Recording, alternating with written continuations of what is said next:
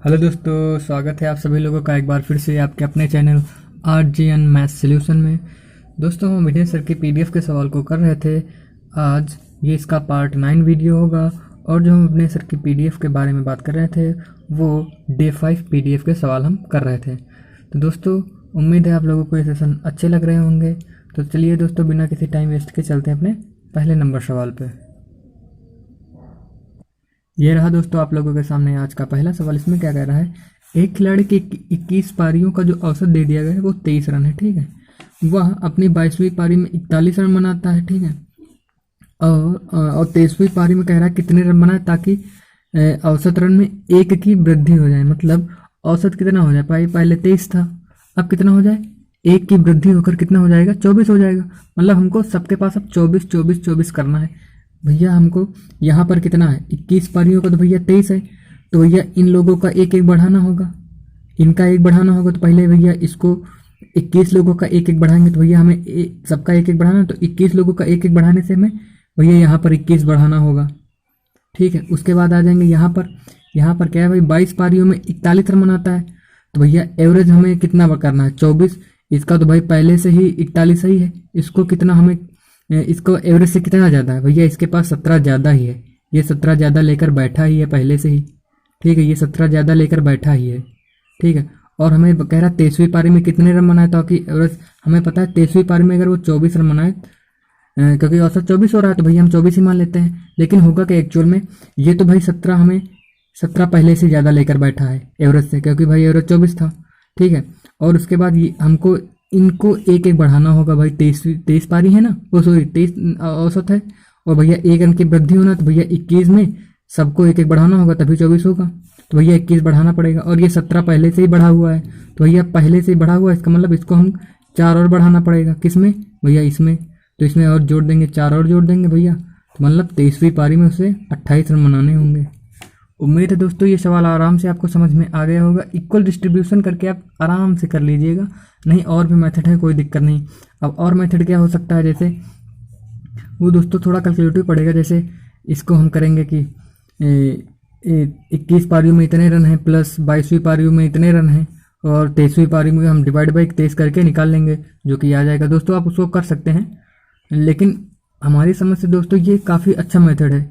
ठीक है, चलते हैं दोस्तों अपने अगले नंबर सवाल पे। ये रहा दोस्तों आप लोगों के सामने अगला नंबर सवाल। इसमें क्या करा है, किसी बल्लेबाज का 13 पारियों का औसत रन हमें दे दिया गया है। ठीक है, उसके अधिकतम और न्यूनतम बनाए गए रनों का अंतर दे दिया गया है। यदि इन दोनों पारियों को हटा दिया जाए तो भाई 11 पारियों का औसत दे दिया गया है। तो देखिए हम पहले इसमें करेंगे क्या, इस तरह के सवालों में इसमें होता है क्या दोस्तों, 13 पारियों का औसत रन क्या है, 53 है। तो हमें पता है अगर 13 पारियों का औसत रन 53 है, तो हमने मान लिया सबके पास 53 है। हमने केवल माना है कि अगर औसत क्या होता है, इक्वल डिस्ट्रीब्यूशन हमने बताया था, तो हमने मान लिया अधिकतम मतलब हाईएस्ट और लोवेस्ट पारी में भी उसने एक में इन दोनों में 53 रन बनाए होंगे, बट एक्चुअल में ये नहीं है, लेकिन हमने मान लिया कि इतने रन जरूर बनाए होंगे दोनों में।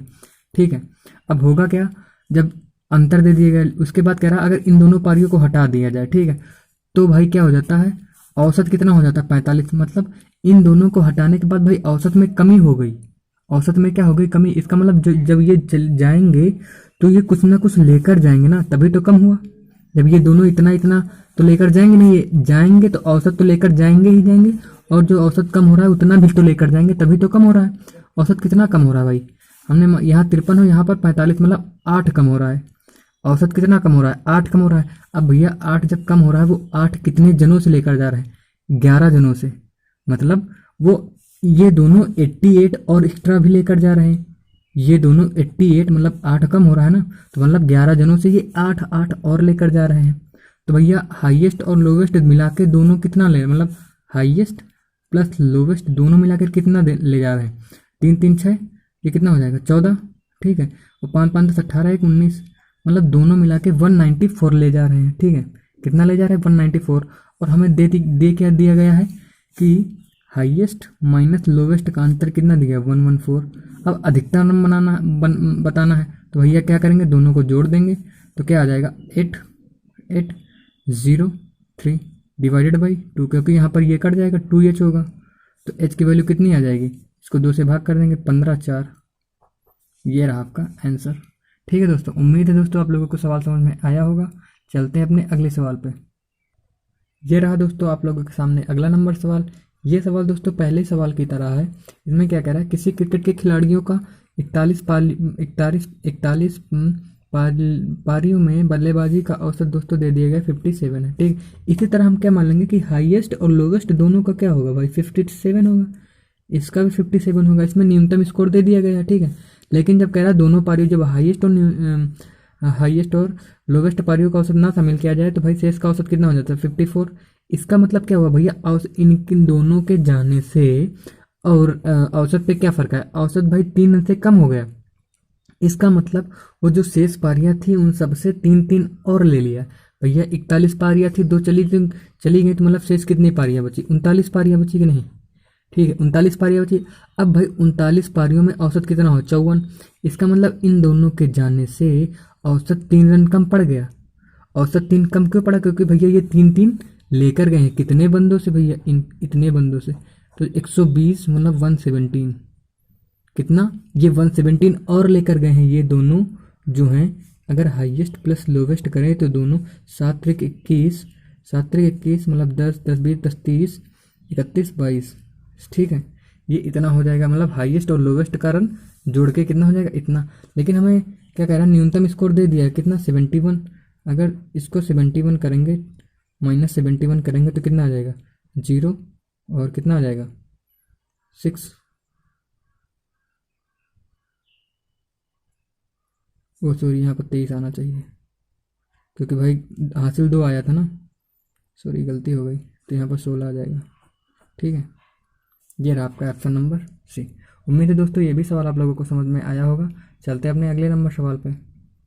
ये रहा दोस्तों आप लोगों के सामने अगला नंबर सवाल। इसमें क्या कह रहा है, 15 पारियों में दोस्तों इसने कुछ रन बनाए हैं जो हमें नहीं बताया गया। ठीक है, बट इसने क्या कह रहा है, 16वीं पारी में 15 पारियों में उसने क्या किया है, उसने हमें कुछ नहीं बताया। ठीक है, लेकिन क्या कह रहा है, जो सब 16वीं पारी में मतलब कितने रन बनाए भाई, 85 रन बनाए हैं, जिससे उसका औसत रन में 3 रनों की वृद्धि हो गई। ठीक है, अगर औसत रन में 3 रनों की वृद्धि हो गई, इसका मतलब क्या हुआ भैया, 15 + 1 मतलब 16वीं पारी में, ये 16वीं पारी होगी, एक जो है ये 16वीं पारी होगी। इसने कितने रन बनाए, 85। अब हुआ क्या भैया, यहाँ पर जो एवरेज था और यहाँ पर जो एवरेज था, इसमें 3 रनों की वृद्धि हो रही है। ठीक है, 3 रनों की वृद्धि हो रही है। हुआ क्या एक्चुअली में कि जो भैया 3 बढ़ रहा है, इसका मतलब इसने जो 15 जनों को 3-3 बांटा होगा। 15 जनों को 3-3 बांटा होगा भैया, कितना बांटा होगा, 45 बांटा होगा भाई, 45 बांटा होगा। इसके पास 85 था, उसने 45 बांट दिया, तो भाई कितना बचा, 40 बचा, 40 बचा ना। तो भैया इसके पास कितना होगा, 40 होना चाहिए। अगर 15वीं, जिसने 16वीं पारी के बाद पूछा तो भैया एवरेज तो 40 ही होगा। लेकिन अगर पूछता 15वीं पारी में औसत कितना था, तो भैया इससे 3 कम, क्योंकि यहाँ पर +3 है तो 37 होना चाहिए था। ठीक है, उम्मीद है दोस्तों सवाल समझ में आया होगा। चलते हैं अपने अगले नंबर सवाल पे। ये रहा दोस्तों आप लोगों के सामने अगला नंबर सवाल। इसमें क्या कह रहा है, 3 व्यक्ति AB हैं, AB 3 व्यक्ति ABC हैं, इनका औसत वजन हमें दे दिया गया। ठीक है, यदि D को भी शामिल कर लिया जाए तो औसत वजन कितना हो जाता है, 81। दोस्तों हुआ क्या, अगर हमें मान लिया हमने D का वजन पहले ज्ञात करना है, तो D का क्या हुआ, अगर D को शामिल कर लें इसी में, तो भैया अगर D 85 kg का होता तो क्या कोई फ़र्क होता। लेकिन हुआ क्या, इसके आने से 81 हो गया। मतलब औसत वजन में भैया कितने की कमी हो गई, 4 की कमी हो गई। कितने बंदों में भैया, इसमें D को मिलाकर भी तो 4। ठीक है, अगर हमने D को 85 मान लिया तो D के आने से क्या हो रहा था भैया, एवरेज कितने से कम हो रहा है भैया, 4 से कम हो रहा है। मतलब कि जब D को हम ले लें, जब D को ले लेंगे तो भाई कितने जने हो जाएंगे, 4 लोग हो जाएंगे। तो भैया सबका क्या होगा जाएगा, 4-4 सब में कम हो जाएगा। तो एक्चुअल में कितने की कमी हो जाएगी, 16 की कमी हो जाएगा। अगर इसको 16 कम कर देंगे तो कितना आ जाएगा, 69। ठीक है, मतलब D का औसत, D का वजन कितना है, 69। उसके बाद क्या कह रहा है, E का जो वजन है D के वजन से 3 kg अधिक है, तो भैया E का वजन कितना हो जाएगा, इसमें 3 kg हम एक्स्ट्रा ऐड कर देंगे तो भैया कितना हो जाएगा, अगर 3 ऐड कर देंगे तो 72 हो जाएगा।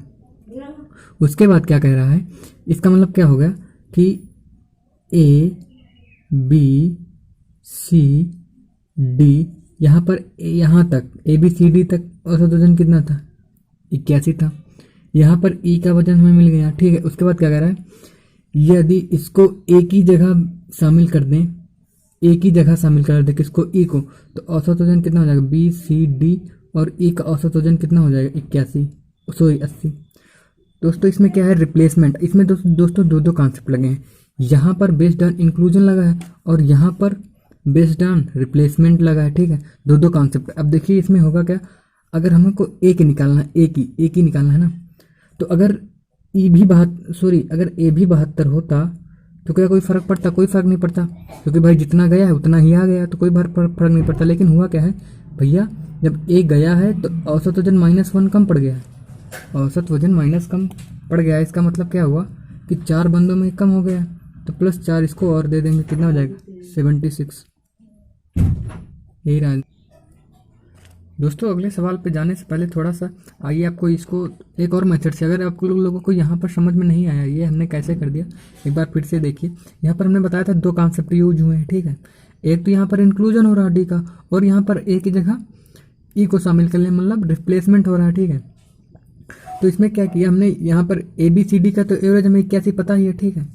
उसके बाद क्या कह रहा है, अगर ए को ई से रिप्लेस कर दें तो एवरेज कितना हो जाता है, 80, और हमें ई का वजन तो पता ही है, ठीक है। अगर ए की जगह पर ई ला रहे हैं तो भैया अगर ई कितना है, 72 है, अगर ए भी 72 होता तो क्या भाई एवरेज पर कोई फर्क पड़ता, कोई फर्क नहीं पड़ता। लेकिन जब ए गया है तो एवरेज 80 हो गया, मतलब ए के जाने से 1 kg कम पड़ा। तो भैया कितने लोगों में, 4 लोगों में।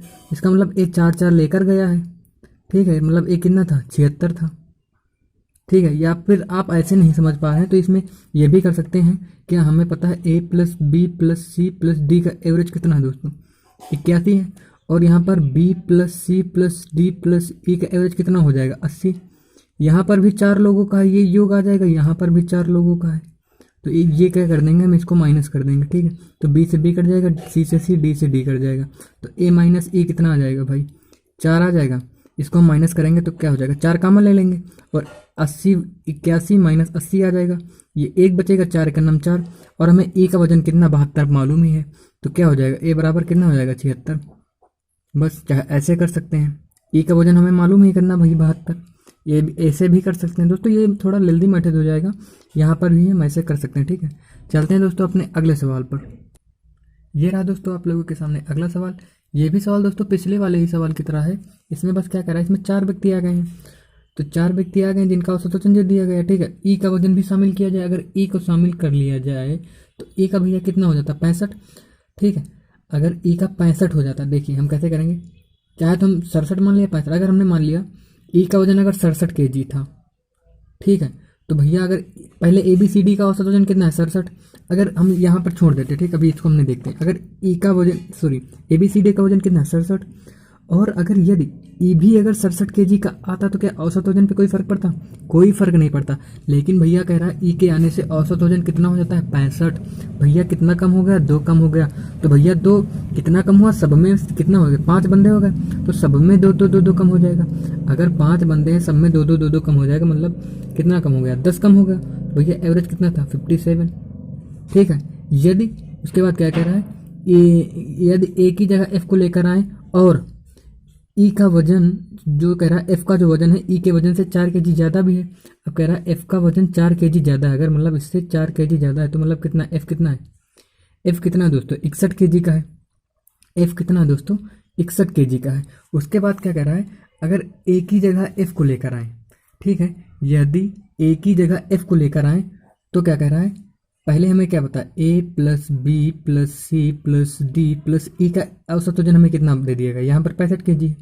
लेकिन कह रहा है अगर ए की जगह एफ को लेकर आ जाए, ए की जगह एफ को लेकर आ जाए तो भैया औसत वजन कितना हो जाता है, 66 kg।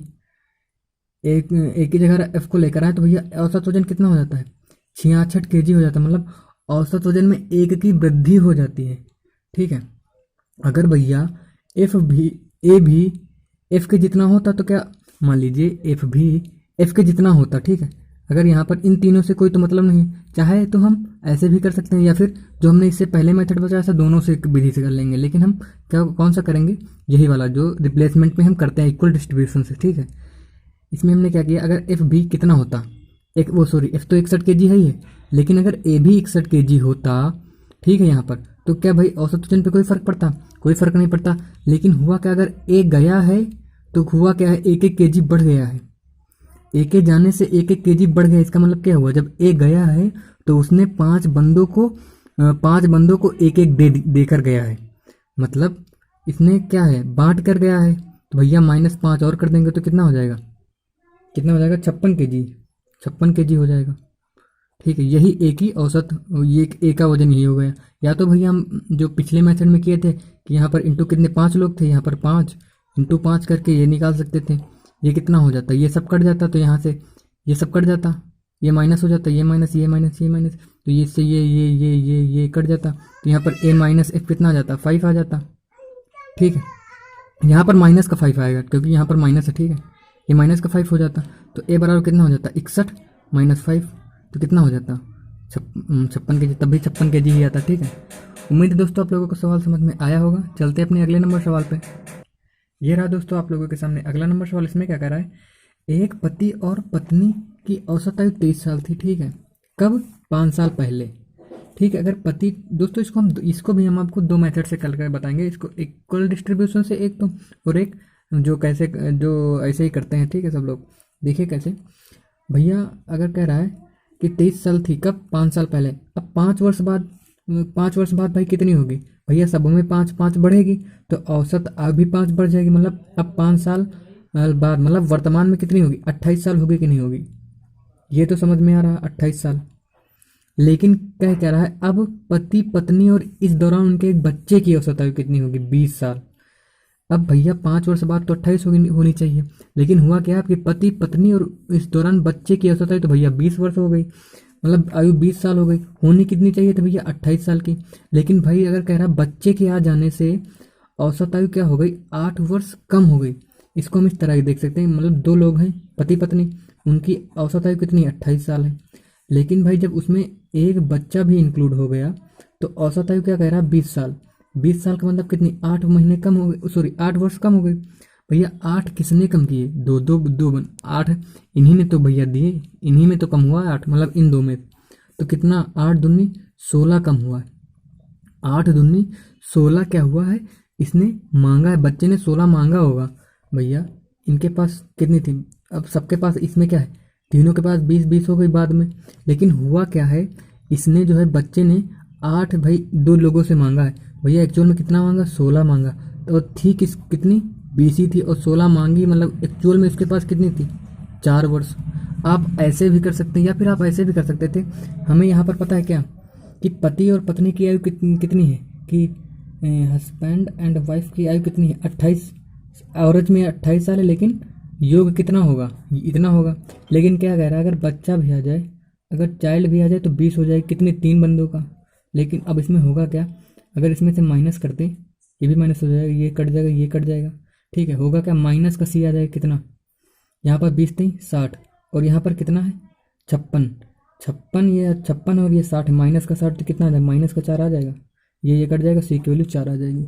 चाहे तो ऐसे कर सकते हैं, ठीक है, नहीं तो आप ऐसे भी कर सकते हैं। दोस्तों इसको आपको देखने में लग रहा होगा थोड़ा मुश्किल है, लेकिन ये मुश्किल नहीं है, इसको हम आराम से कर सकते हैं। इसमें देखिए ये 23 साल थी, ठीक है, 5 साल के बाद भैया अब एवरेज में 5 साल बढ़ेगा, तो औसत में भी 5 साल बढ़ेगा, तो 28 हो जाएगा। 23 था, अब भाई 28 साल हो जाएगा। लेकिन जब बच्चा आया तो भाई 20 ही साल बची, बच्चा आया तो कितने साल बची, 20 ही साल बची, मतलब 8 कम पड़ गई। मतलब 8 क्यों कम पड़ गई, तो भैया बच्चे ने 8 जो अपने मम्मी पापा से दोनों से मांगा होगा 8, तभी तो भाई 8 वर्ष कम पड़ी होगी। और थी कितनी भाई, हमने मान लिया तीनों के पास 20-20 थी, और एक्चुअल में उसने 16 मांगी थी, कितनी हो गई, 4। कोई कैलकुलेशन नहीं, ठीक है। उम्मीद है दोस्तों सवाल समझ में आया होगा। चलते अपने अगले नंबर सवाल पे। ये रहा दोस्तों आप लोगों के सामने अगला नंबर सवाल। देखिए इसमें क्या कर रहा है, अपने पुत्र के विवाह के समय पति पत्नी और पुत्र, मतलब इनके माता पिता और एक बेटा है, ठीक है, औसत आयु दे दिया गया, क्या है, एक हस्बैंड और वाइफ और उनका चिल्ड्रन की औसत आयु दोस्तों कितनी थी, 42 वर्ष, ठीक है। अगर इसका योग ज्ञात करें तो 3 से गुणा कर देंगे सिंपली, ठीक, 3 दूनी 4, 4 3 12, 126 वर्ष होगी, ठीक है। उसके बाद क्या कह रहा है, विवाह के 1 साल बाद एक बच्चे का जन्म होता है। किसके विवाह के साथ, किसके विवाह के बाद, भैया उनके पुत्र का विवाह तो होगा।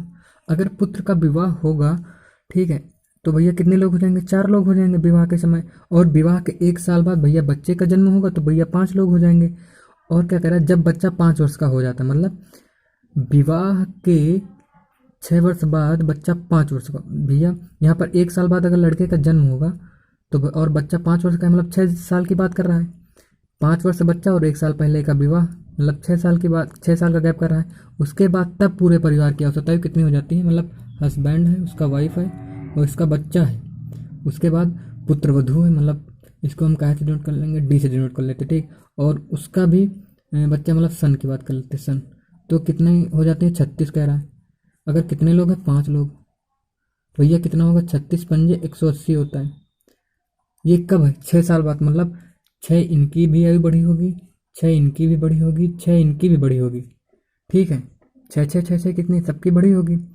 तो भैया एक्चुअल में कितनी, 6 6 12 6 18 बढ़ी होगी, मतलब 126 में कितनी बढ़ी होगी, 18 बढ़ी होगी। 126 में 18 बढ़ी होगी तो कितना होगा, 126 14 और 4 18, मतलब 144 होगा। 144 होगा कि नहीं होगा, 144 होगा।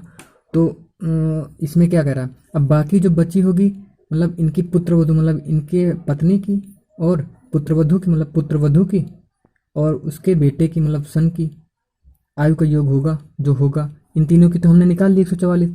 बाकी जो बचा इनका होगा, अगर 180 में माइनस करेंगे तो कितना आ जाएगा, 6, क्योंकि 36 होगा ना, 36 बचेगा, ठीक है।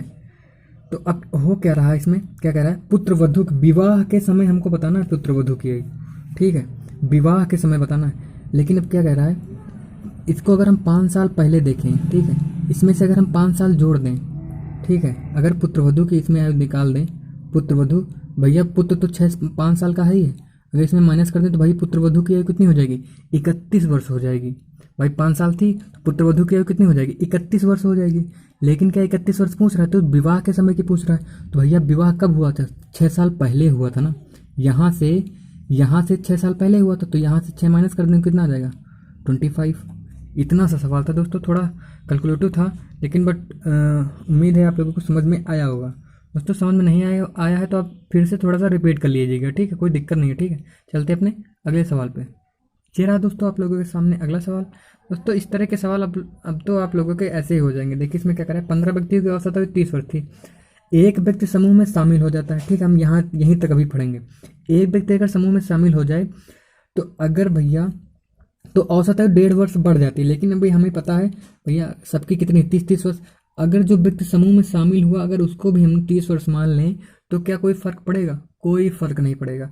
लेकिन भाई उसके आगे क्या कह रहा है, 1.5 से घट जाता है। भाई एवरेज जो है 1.5 से घट जाता है। इसमें भाई रिप्लेसमेंट का तो है नहीं, क्योंकि इसमें एक व्यक्ति क्या हो रहा है, ऐड हो रहा है। अगर रिप्लेसमेंट का होता तो भाई हम 15 ही व्यक्ति लेते, क्योंकि भाई जो एक जाएगा और एक आएगा, तो भैया जो जाएगा वो आएगा, तो भैया उसका स्थान तो फुल ही हो जाएगा। लेकिन यहाँ पर इंक्लूजन की बात कर रहा है, इंक्लूजन की बात कर रहा है। इंक्लूजन हो जाएंगे कितने, 16 आदमी हो जाएंगे। तो 16 आदमियों का कितना घट रहा है, 16 आदमियों का 1.55 कम हो रहा है। तो कितना हो जाएगा, 15 15 225, 225 और 15 मतलब 240, 240 और एक जीरो, तो ये हटा देंगे, मतलब कितना आ जाएगा, 24। कितना आ जाएगा, 24 आ जाएगा। मतलब हुआ क्या, ये 24 जो है कम लेकर आया था, 30 हमने माना था, और 24 क्या हुआ, कम लेकर आया था। कितने साल का आया था, 6 साल का। सिंपल ही क्वेश्चन है, ठीक है। उम्मीद है दोस्तों सवाल समझ में आया होगा। चलते अपने अगले सवाल पे। ये रहा दोस्तों आप लोगों के सामने अगला नंबर सवाल। इसमें क्या कह रहा है, एक खिलाड़ी के 11 पारियों का औसत दे दिया गया। अगर 11 पारियों का औसत दे दिया गया तो दोस्तों योग कितना होगा 11 पारियों का, तो योग कितना होगा, 60 रन बनाता है, तो भैया कितनी पारी होगा, 11 पारियों का, तो ये तो योग हो गया। अब ये तो 11 पारियों का होगा, लेकिन 12 पारियों में क्या है, 12 पारी मतलब अगली पारी में 0 रन बनाता है, तो भैया 0 ऐड कर देंगे, तो ये कितनी हो जाएगा, 12 पारियों का। अगर औसत ज्ञात करना है तो डिवाइडेड बाई 12 कर देंगे, तो 12 पंजे 60, 11 पचे 55, 55 हो जाएगा। मतलब उसका कह रहा है औसत बताइए नया, मतलब 12 पारियों का औसत तो 55, ठीक। उम्मीद है दोस्तों ये भी सवाल समझ में आया होगा। चलते अपने अगले नंबर सवाल पे। दोस्तों अब यहीं पर एंड करते हैं, बाकी हम अगले वीडियो में बात करेंगे। जो सवाल रह गए हैं, ठीक है दोस्तों, 5-6 सवाल अभी रह गए हैं, तो उसको हम अगले वीडियो में बात करेंगे, ठीक है दोस्तों। मिलते हैं अपने अगले वीडियो में, तब तक के लिए नमस्कार, जय हिंद।